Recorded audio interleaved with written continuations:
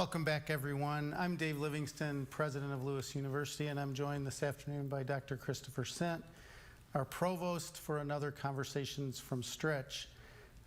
It's good to be back on campus.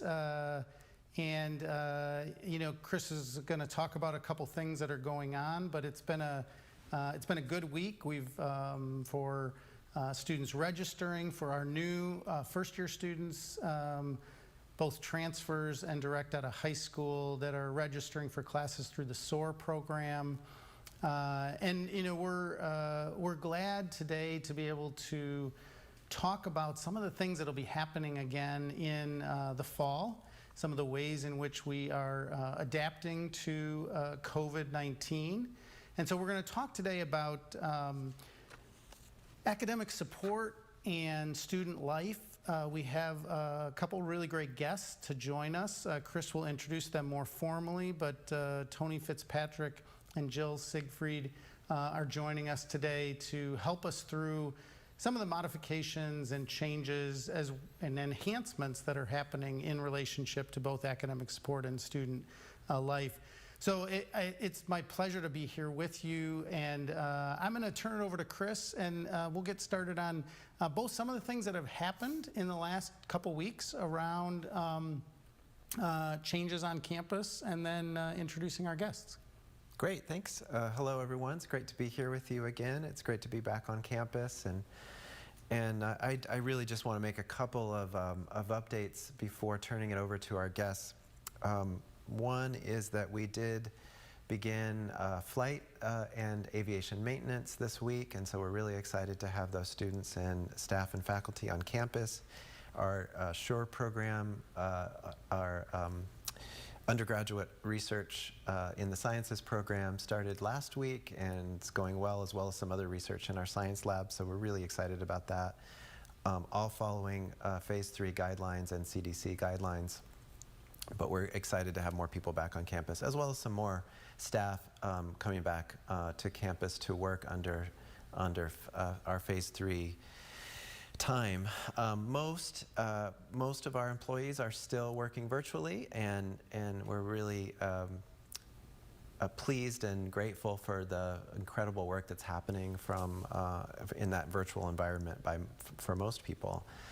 We're planning for the fall very intensely, and for phase 4 on many fronts. We've completed the fall schedule, registering new students, as the president mentioned, over the last couple of weeks, and moving forward with plans for classroom preparation, residence halls, student support services such as health and counseling. A couple of quick responses to some questions that have come through just around reinforcing some of the planning for the fall. We will not have a fall break is canceled. We want to have those 2 extra days for instruction, largely because undergraduate classes will be fully online after Thanksgiving break, which begins on Wednesday, November 25th. Our regular fall semester schedule is the same as always, but the undergraduate classes go fully online after the Thanksgiving break. So some students will be able to, or most students will be able to be home between that Wednesday before Thanksgiving and early January when the spring semester begins.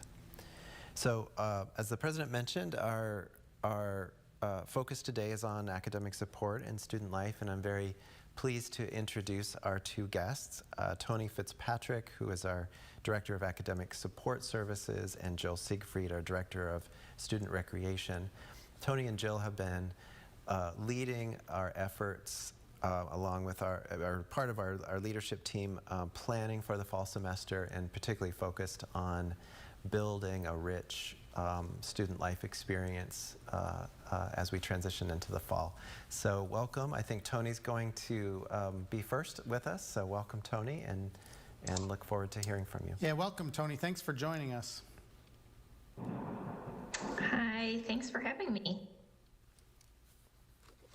You bet. So feel free to just take it away. I know you have some prepared remarks and some slides to share with our community. All right, so I'm excited to talk today about academic support and kind of all the things we're planning. I know students, spring was an interesting semester for many of our students, and definitely for the faculty and staff. We learned a lot during the spring semester about what we're able to offer students in this new virtual world we're living in. So we're going to take what we learned in the spring and try to build on that for the fall. So we have some slides here. I think I'll start. Perfect, thank you. So I just want to highlight some of the things that we quickly got in place in the spring when all of this changed. So again, these are things we're going to continue to offer and really build on. So we'll continue offering students online peer-to-peer tutoring, as well as academic coaching, mentoring, advising, and general support. So students can meet with us virtually, they can meet with us by phone. We even offer email meetings if that's something students are interested in. So we'll continue to offer all of that for students during the fall semester. We also, during the spring, put together and offered live support sessions for Blackboard. So if students were having difficulty navigating Blackboard or looking at the different ways faculty structure their Blackboard shells, we were able to just kind of be there in an office, a virtual office for them where they could pop in and ask us questions. We've also put together some training videos for students to provide that support and that learning experience. For our students who have accommodations, so our students with disabilities will continue to build and provide support for faculty, so faculty can provide online testing accommodations, so extending timers in Blackboard, alternative format materials, so it could be audiobooks, it could be e-texts, and of course, ongoing online consultations with our learning access coordinator if the student finds they have different needs in the classroom. All right. Perfect, thank you. The other thing that we'll continue to do, the library will continue to offer research help virtually, so students can make those appointments and talk with the research librarians. The library continues to offer online chat, so a student can hop on and just hit the chat with us and somebody will be there to talk to them. All the electronic resources will continue to be available for students. And then the Writing Center right next door to the library we'll continue to have phone and email appointments, peer-to-peer feedback for students available. And then of course, all of us will definitely be available in person when it's feasible. But until then, we'll continue to be available to students through the different venues that I talked about. So Toni, can you hear me? Yeah.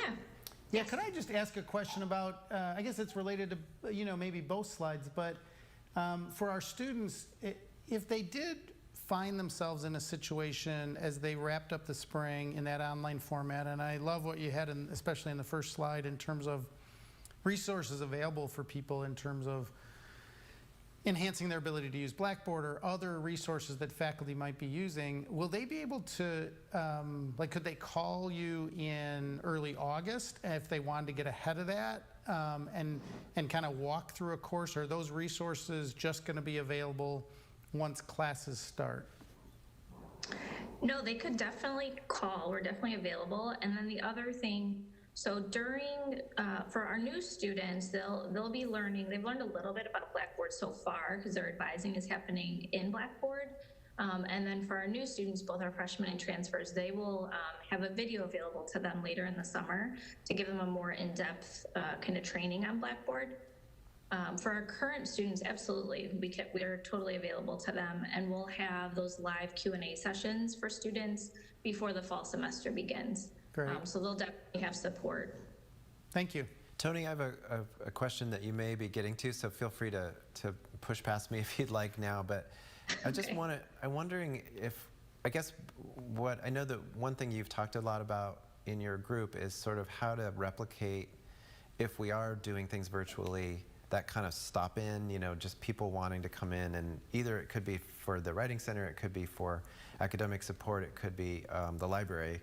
How do we, and you kind of just answered that, but how do you replicate that feeling of, oh, I just realized I need to get help from a reference librarian, or I'm just walking out of class and I really want some, to talk to somebody in case. Have you talked about Yeah. ways of kind of replicating that virtually? We have, and it is on kind of on the next slide. Oh, okay. You set it up perfectly. So that is definitely something, Oh. In the situation we're in, we're all trying to anticipate the needs of students and then create something that meets those needs, but we know we can't anticipate all their needs. So we do definitely want to have walk-in, on-demand support virtually. So in our office in the spring, we were kind of piloting and testing that out with different staff members having office hours on Blackboard in a Blackboard Collaborate room. And that is something we're going to try to expand, not try to, that we will expand for the fall semester. So students can just click on a link and join us if they have a question. We're even offering that right now on Mondays for our newest students, where they can come in and talk to somebody in academic services just in a Blackboard room. So yeah, we definitely will have that available. And I know in the library, they have a chat feature that's up for students where they can just pop in and ask a question. And I know the Writing Center is also exploring different things similar to those. So I'll go ahead and move on to the next couple of points here. So the other thing, in the spring, what we realized as we were working with students was that a lot of them had a hard time structuring their online learning schedule. And so there were different things that we kind of, as we look back on the spring, that we feel like, well, maybe we could create a workshop for students to be proactive in addressing some of the things that we saw come up in the spring. So those are conversations we're having now. And then those sessions will be offered in the fall, and we'll offer them live, and we'll also offer some recorded sessions as well. The other thing that we think is really important is to connect our students to one another. So we're looking at different ways to build in more peer-to-peer support. So using, our Success Peer Mentors, our Hearst Scholars, other peers, peer mentor roles on campus to see how we can allow our students who are upperclassmen or even in their second year provide support to those other students, maybe offer what they learned and offer support. Other than that, a couple of quick things. So we're going to build out an FAQ resource for online learning just to address some of those basic questions that we see coming up. We are really excited to reopen our accommodated testing center by appointment when feasible. So that's something that we look forward to during the fall semester. All right. Related to our students with disabilities, this new environment that we're in raises and changes their needs a little bit. So in the spring, we were working with students, kind of responding to their needs as they brought them to us. This summer, what we're doing is we're reviewing all of our students who have accommodations, we're reviewing their memos, and then we're going to do some active outreach to those students to see, we notice you have 2 online classes and 2 hybrids. Is that going to present different needs for you? So we're going to proactively reach out to students and go through kind of a consultation process with them to see if they need different accommodations to be successful during the fall semester. The library also is going to be adding online research consultation so students can meet with a research librarian online. They're excited to offer physical material borrowing, both through Lewis's library and other libraries. And then also they're going to be adding a technology loan program so that students can, if they need it, they can get a laptop or a webcam or a microphone. And then similar to the testing center, they are looking forward to reopening their library space, which includes a lab and of course, some of those great study spaces. That's great. So we've had a few questions come in. I think that maybe in combination between Toni and Chris, you can maybe address these. So I would say, if I would say the broad thing, it's several of these get captured under the I want to have an in-person experience. How much of that will I get? And so we're hearing these accommodations, but I guess maybe the two of you could talk about the balancing act that we're going to try to achieve in terms of people feeling that they're back on campus and they have this experience, and I think we'll talk about this with Jill as well, where they're in community and they're living with each other and they're having a good time. But, the kind of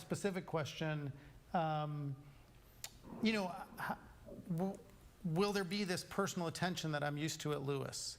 How much of my week will be in person and live versus how much will be on a Blackboard or a Zoom or a whatever? And we're all getting used to that, but I think the sentiment is, give me a sense of the balance in my life between Right.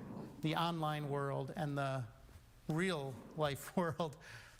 So Toni, I'm gonna start, and then I know you've really you've been working really closely with registration the last couple of weeks, so you might want to give some examples of how you see it playing out with students registering.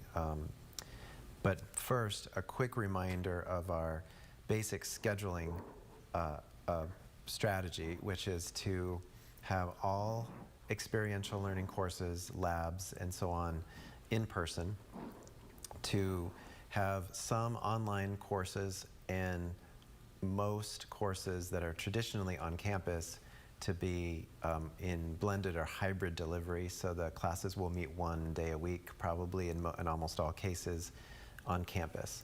And the goal from the registration perspective is to have a mix of those for each student. And then I'll also add in maybe Toni, you can talk about this, but the first year experience course called Cornerstone is also in person. So all first year students will have that, as well as some, somewhere between a third and a half or more than a half of in-person instruction with more of a hybrid delivery for some of that. But as each major is different, each discipline is different in terms of what that mix might be in terms of the typical student schedule. But Toni, you can clarify that probably a little bit better. Yeah, I would just add or build on what you said. Students will have at least a day a week or a couple of days a week if they're in a hybrid class where they will come to campus. So we will definitely structure it so that there's staff here to support them if they want to get some of the services I highlighted in person. And then, as you said, our freshmen will be in the Cornerstone class, and that class is an on-campus class, which we, made sure that was going to happen because we want to make sure our very new freshmen have that on-campus experience and that opportunity to build community in person.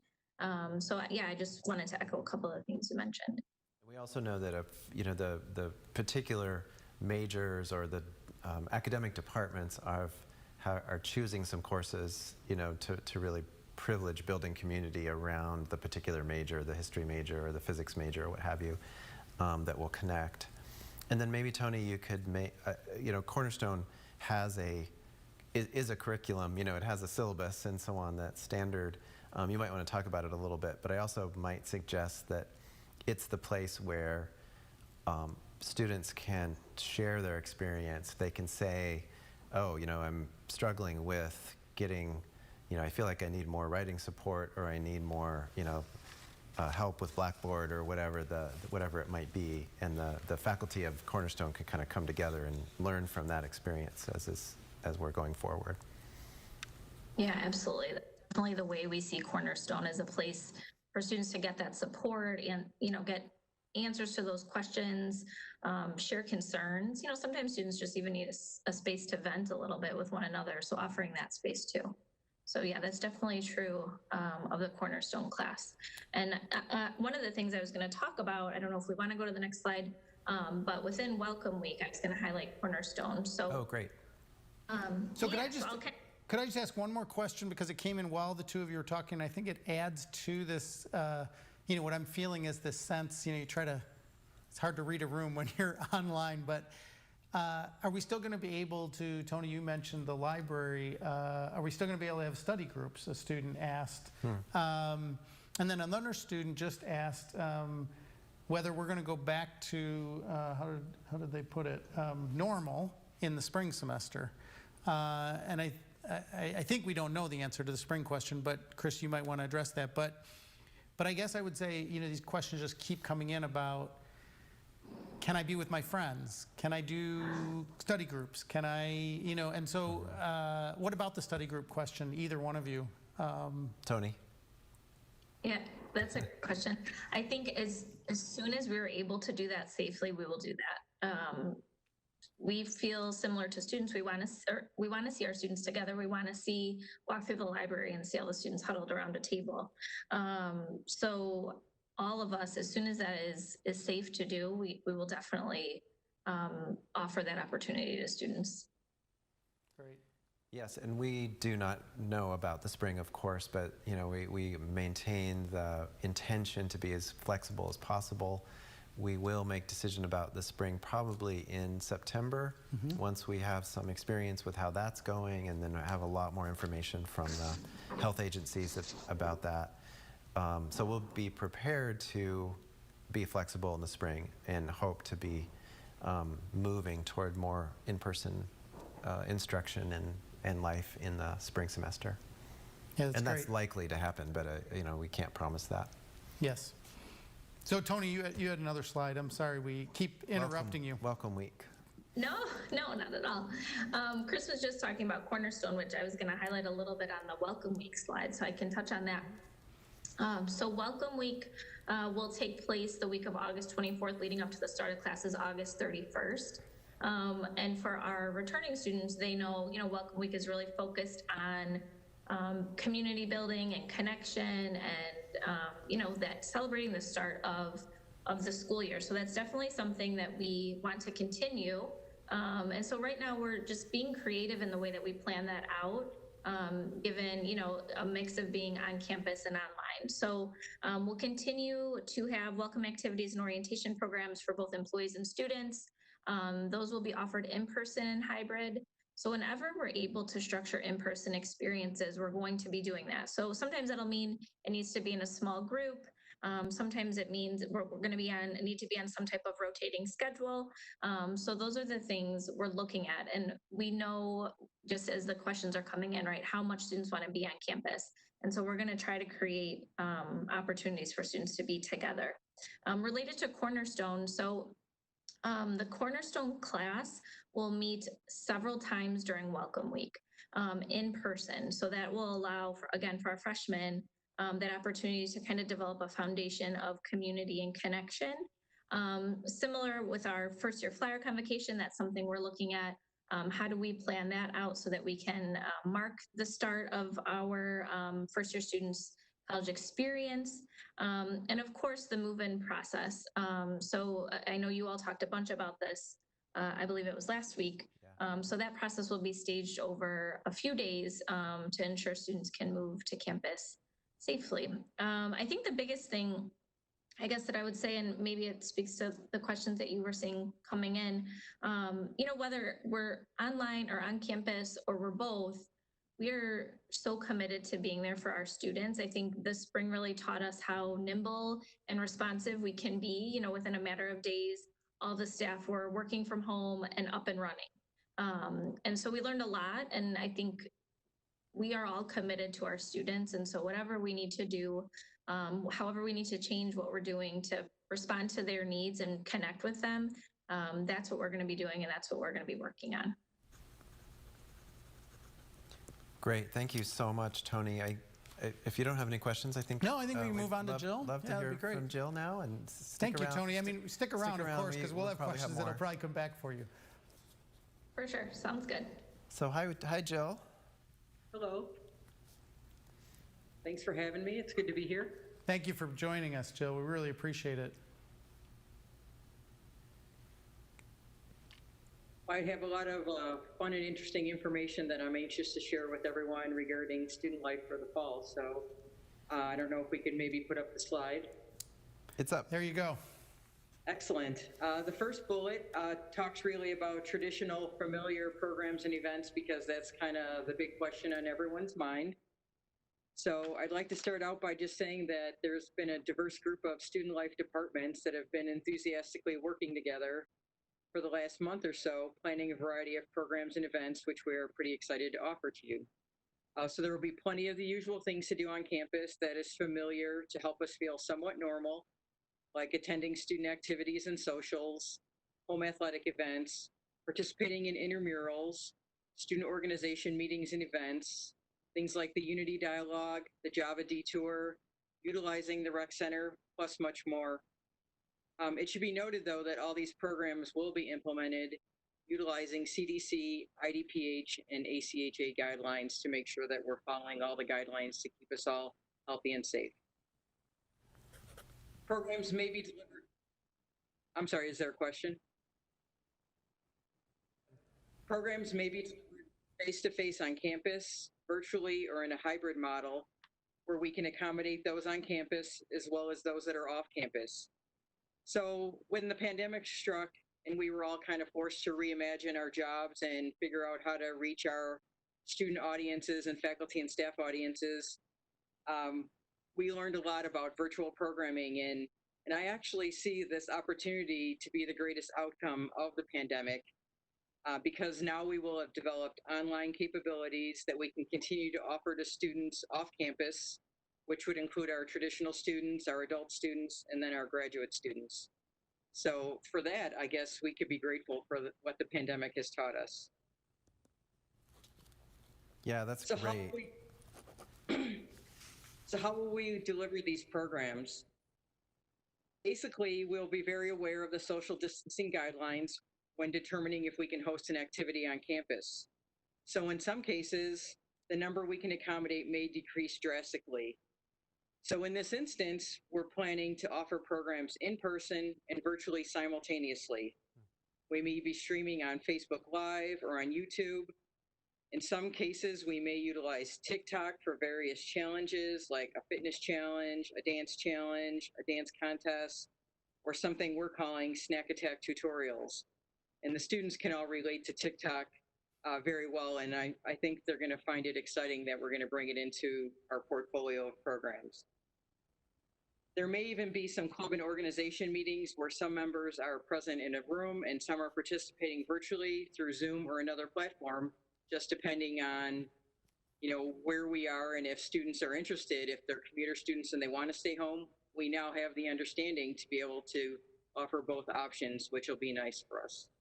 So Jill, could I just stop you there for a second?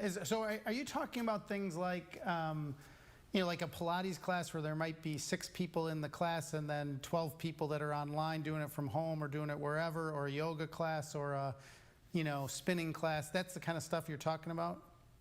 Well, I'm actually talking about more than that, but it directly relates to fitness classes. For example, the guidelines for fitness right now, if you have 1,000 square foot space, which is what our group exercise room is, the guidelines basically say that you can safely have 5 people in that space. So previously we would put 20 to 25 people in that space.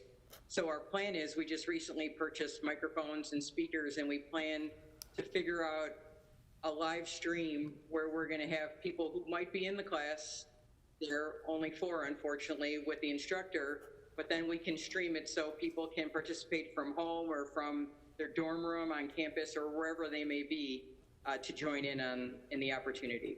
Sure. Thank you. That's helpful. And as you said, Jill, that is something that we may continue to do for, well beyond that, because we have so many students who are busy lives, they have jobs, they are adults, and, they might want to take advantage of that teaching or that help from home in the future as well. And that's kind of the exciting thing, just because we never considered that before, and we might have been missing a great opportunity. Right. And I guess that would be true for staff and faculty as well, having access to that. Right. So Jill, we just had a couple questions come in, and you may be going to talk about it in a second, just like Chris said to Toni earlier. So just kind of say, I'm going to get to that. But we had 2 questions come in, both from students.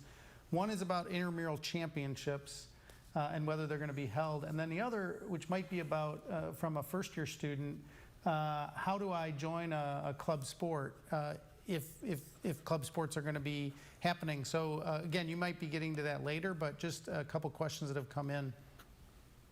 Okay, I'll answer the intramural question first. So intramurals definitely are going to be happening on our campus. We're kind of trying to reimagine them now based on the guidelines. So we're trying to look at our standard activities to see which ones are encouraged to continue right now with social distancing guidelines. So for example, we meet regularly with the National Intramural Recreational Sports Association. It's called NERSA. And we talk with nationally and specifically very often with all the directors locally from Illinois, and we're trying to figure out which activities we can safely play. So right now, badminton, pickleball, tennis, those are all on the docket. Things like esports. Esports are very hot right now because you can do that while you're home in the summer. You can do that later on. So intramurals is going to look a little different.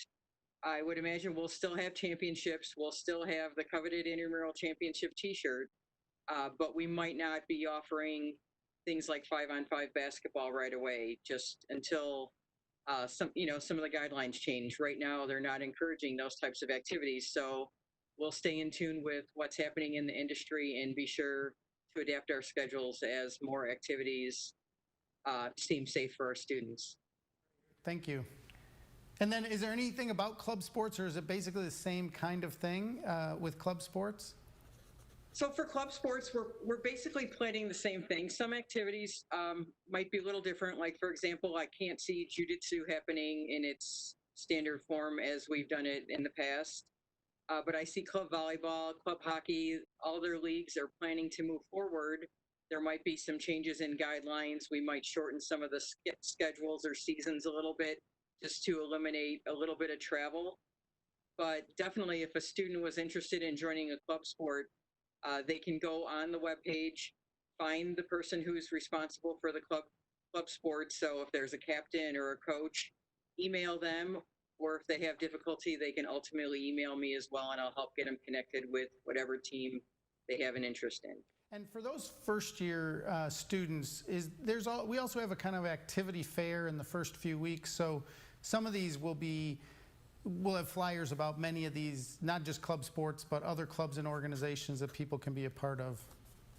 Absolutely. We're still planning to have a similar event to what we've done in the past. Again, we're reinventing it and trying to figure out how we can space things out to keep people healthy and safe.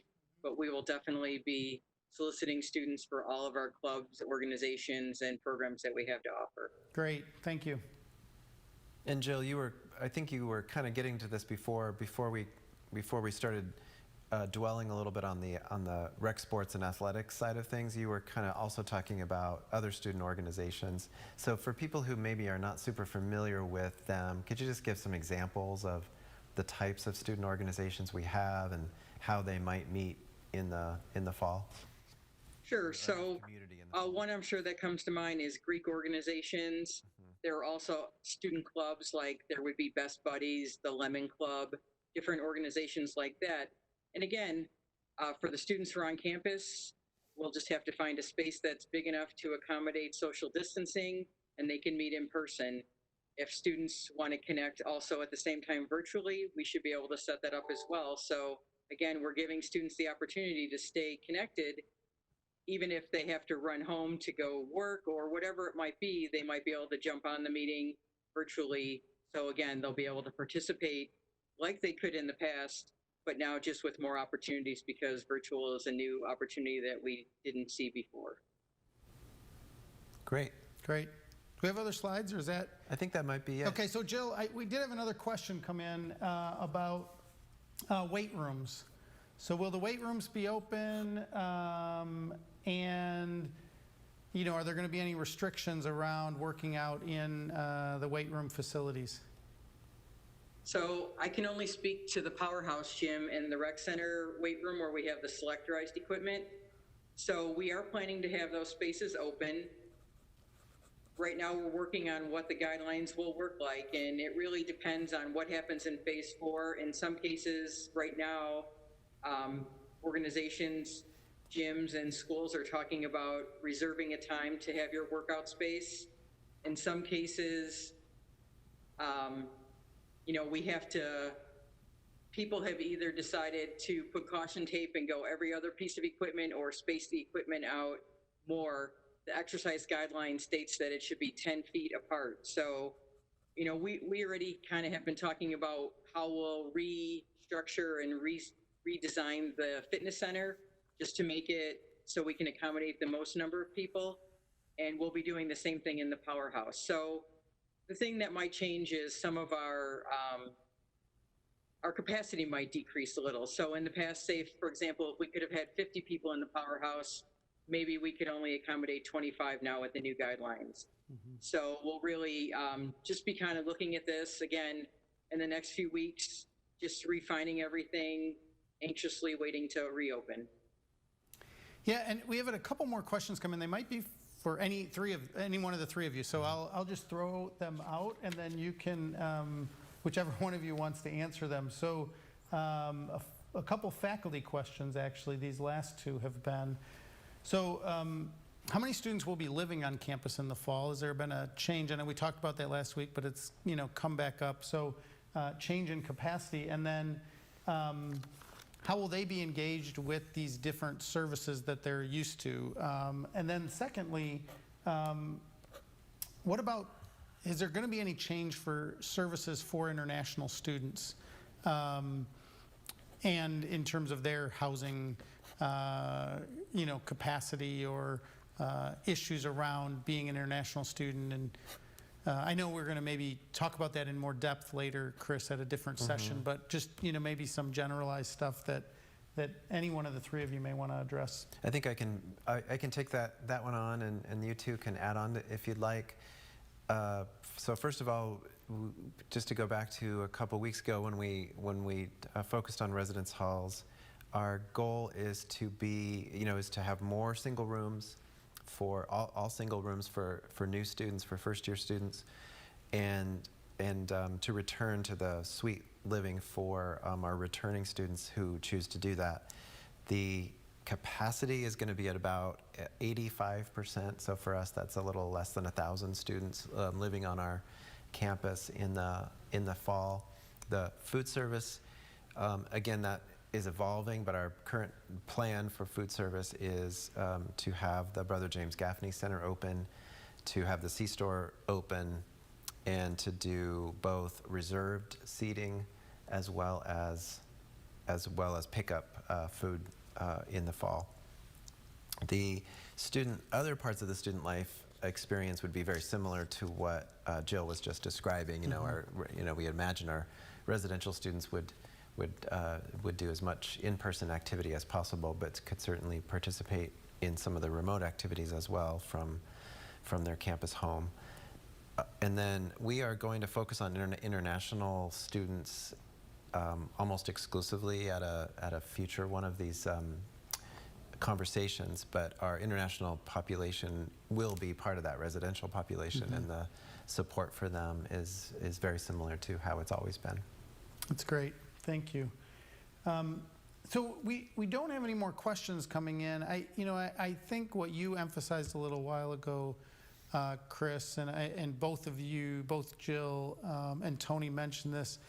The key is the same balance and tension we've talked about. It seems like every week that we've been talking about this, which is we're going to make sure that we provide a healthy and safe environment for our employees and our students.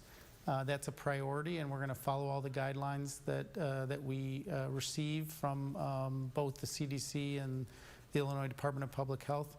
And we're going to create a community in which people really feel valued as individuals on this campus, because that's one of the big reasons that students come to join us as a Lewis community, and it's one of the reasons that we all work here, is that we love to be a part of a community that's engaged in walking alongside our students as they develop professionally and develop as human beings. So I don't know if any of you have any additional kind of wrap-up comments in terms of things that we want to make sure we kind of put a little underline or an exclamation point next to in terms of this whole side of the student experience. I'm excited, I got to say, to hear, Jill especially, but I think both Jill and Toni talked about this, is we've learned a lot, and it's going to make the experience for all of our students better because of our ability to meet them wherever they're at. If they can't come to the club that night, we're going to be better at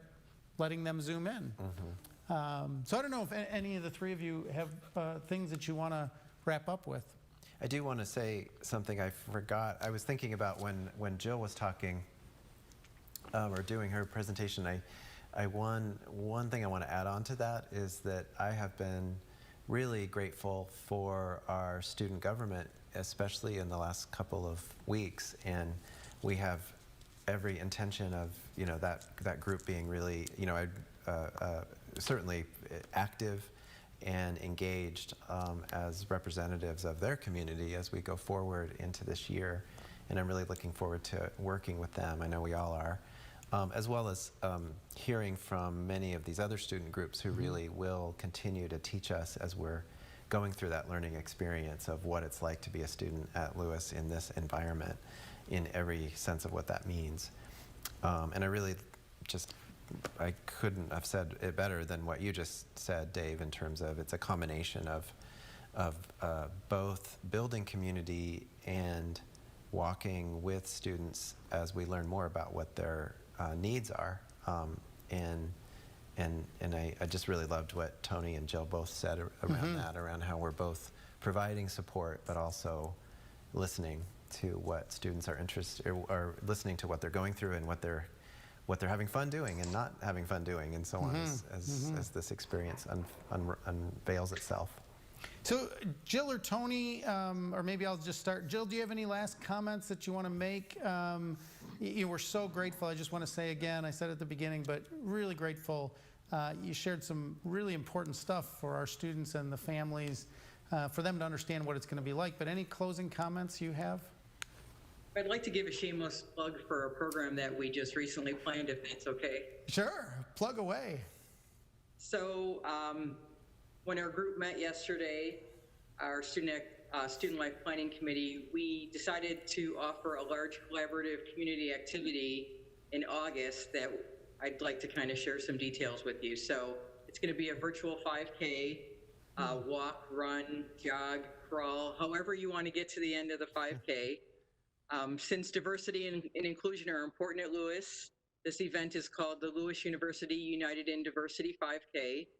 So a virtual 5K is different than a standard 5K. So this will run for almost a full week. So from August 8th through August 14th, it'll be free for all participants. On August 14th at 3 p.m., we plan to have a post 5K celebration on Zoom. Throughout this week, we're going to offer daily educational social media components and much more.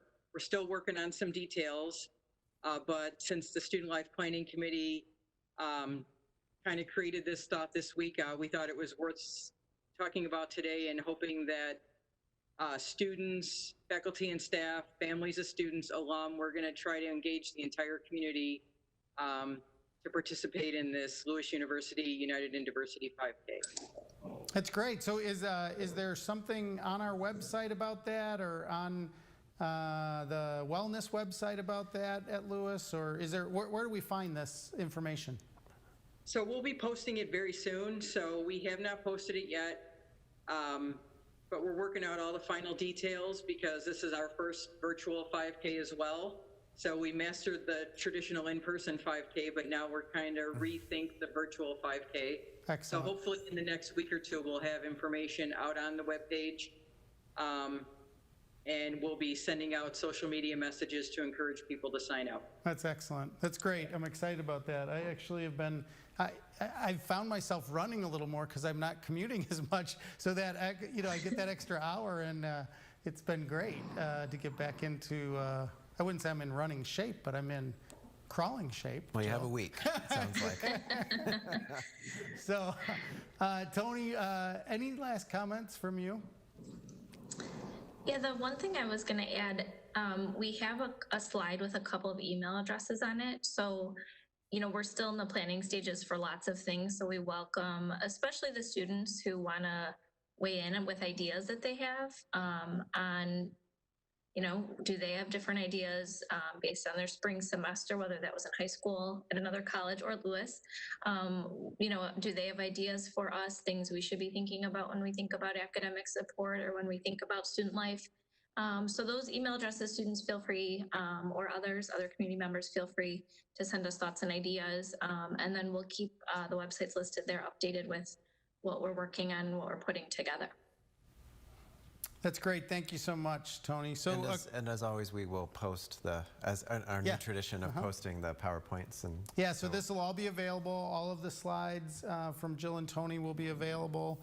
Of course, if you want to, usually tomorrow morning, my office puts out the link that will go to the recording of this. So if you heard something and you know a friend of yours or your roommate or whatever might want to hear about this club or this service, please feel free to just forward that message so they can see it later. Chris, any last comments?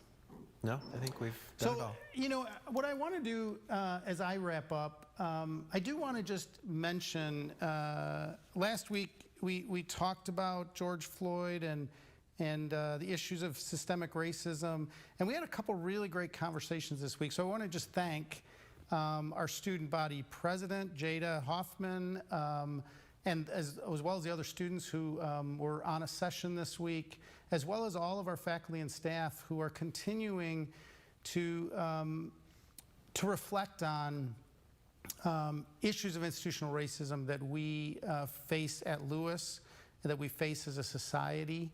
And like I did last week, I would just like to wrap up, you know, just in this mode of recognizing that we're in God's presence and we're really grateful.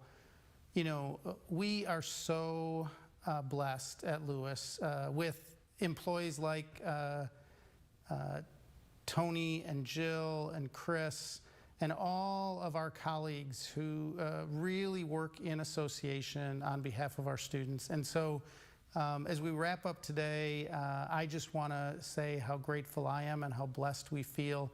And we look forward to seeing all of you back on campus in person in the fall, and hopefully see you via this YouTube live stream next week when we come back with Conversations from Stritch.